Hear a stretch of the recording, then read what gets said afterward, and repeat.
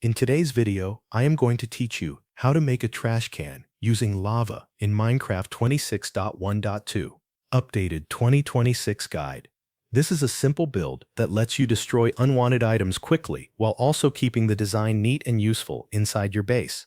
I will walk you through the setup from start to finish so you can build it safely and make it look good with the rest of your area. Start by choosing the spot where you want your trash can to go. Pick a place that is easy to access, especially if you plan to use it often near storage, crafting, or smelting areas.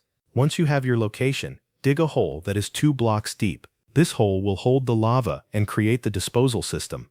After the hole is ready, place lava in the bottom of the hole. Make sure the lava stays contained at the lowest level so it does not spread out and damage the surrounding area.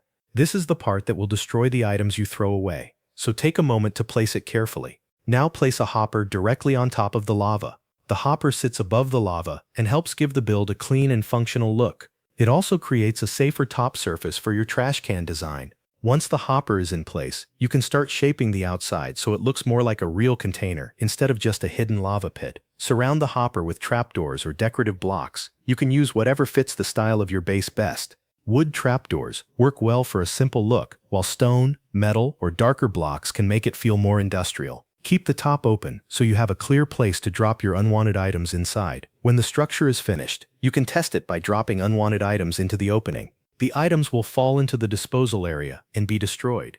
Be careful when using the trash can so you do not throw away anything valuable by mistake, because once the items are gone, they cannot be recovered. To finish the build, decorate the area around it with barrels, signs, lanterns, or matching blocks.